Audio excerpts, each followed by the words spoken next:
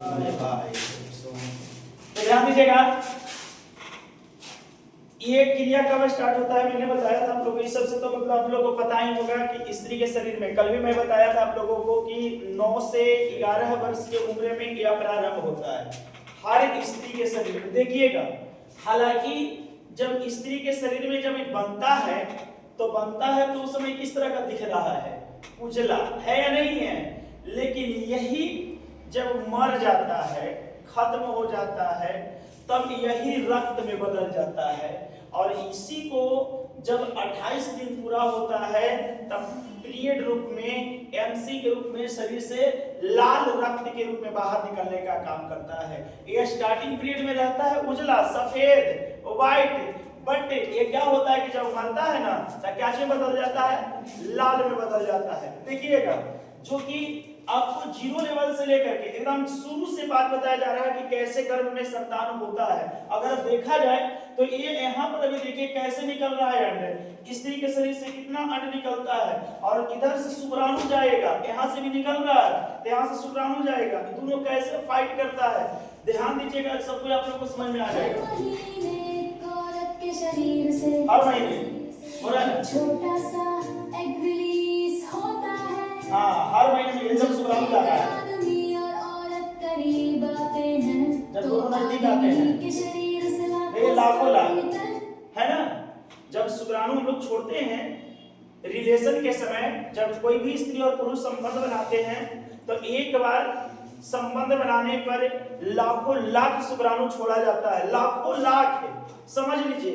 बाकी जितने भी शुक्राणु रहते हैं जो रफ्तार में आ जाते हैं, कुछ मतलब का होता है शरीर से बाहर निष्कासित हो जाते हैं, बट कुछ जो होता है ना वो शरीर में क्या होता है, स्पीडली बनाता है। देखिए किस रफ्तार से जाने का काम करेगा, देखिए कितना रफ्तार से जाना। ये देखिए, यहाँ देखिएगा, इधर देख रहे हैं ना आप लोग, फिगर हम पढ़े थे आप लोगों को, यही गर्भाशय है। और ये जो यहाँ पर आपको दिख रहा है ना, ये जो आप दिख रहे हैं इसे हम लोग फ्लोपियन नालिका बोलते हैं। क्या बोलते हैं, फ्लोपियन नालिका। अब यहाँ से देख लो भैया, यहाँ से शुक्राणु आया, कुछ इनहू जाता है, कुछ इनहू जाता है, लेकिन इसमें साफ देखिएगा एक में जा रहा है नहीं जा रहा है।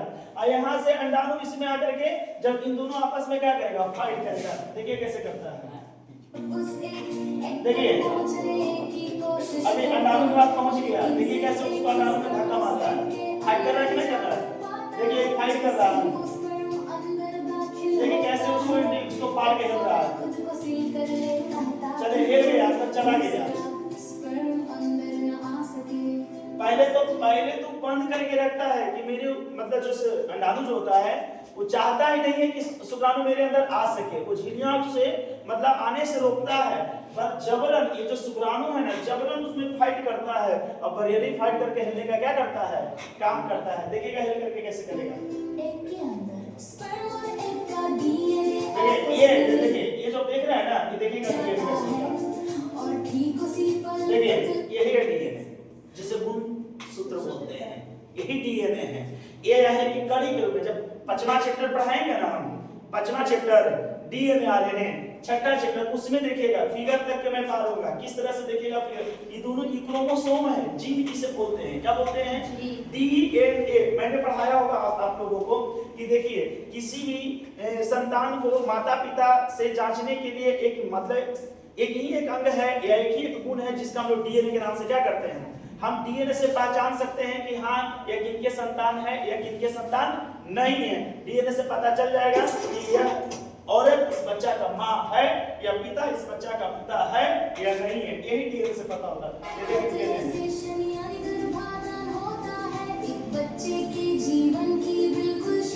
देखिए ऐसे टूटता है, देख रहे हैं ना, अभी फर्टिलाइजेशन हो गया, अब लेके जा रहा है, अभी गर्भाशय में जाएगा।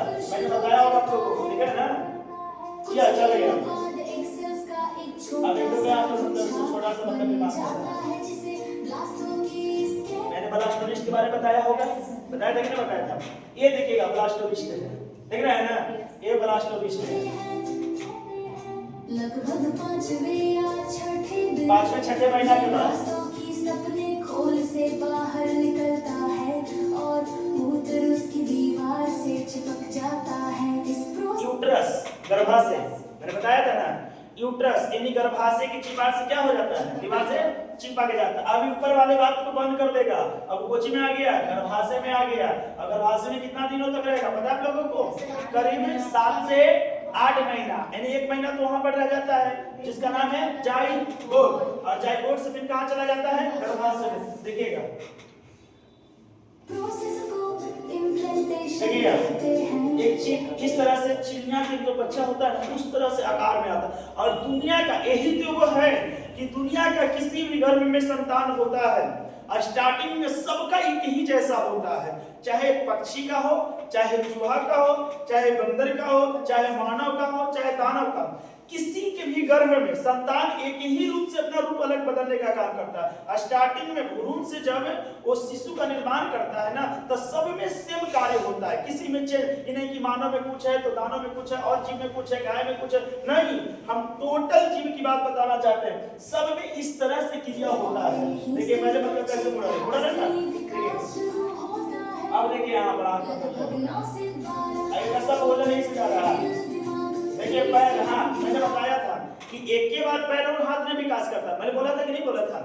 हाथ पांव का विकास करने का तरीका क्या होता है, धीरे धीरे, हाथ भी धीरे धीरे बढ़ेगा, पांव भी धीरे धीरे बढ़ेगा, सब आकार में धीरे धीरे प्रमोशन होगा। ये नहीं कि एक बार हाथ निर्माण हो गया तो दोबारा में ये हाथ निर्माण होगा तो पांव होगा, नहीं, जितना हाथ में विकास होगा ये हाथ में दोनों में बराबर विकास होगा, पांव में तो बराबर विकास होगा। देखिएगा, देखने का चीज है, देखिएगा।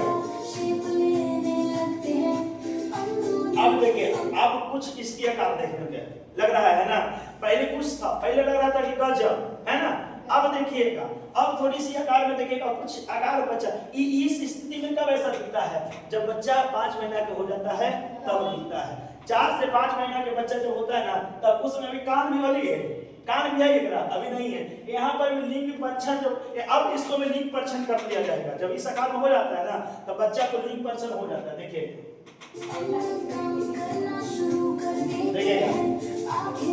यहाँ तो ये 7 महीना के यहाँ दिख रहा है, अभी बच्चा कितना महीना का हो गया, 7 महीना।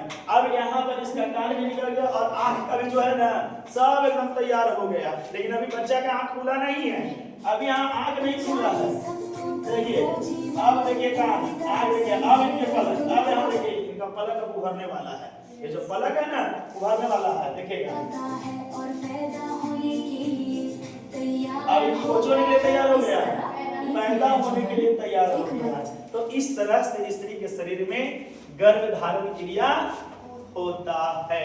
क्या समझ में आया या नहीं आया? तो मैंने ये बात को आप लोग को पहले बताया था, नहीं ये चलिए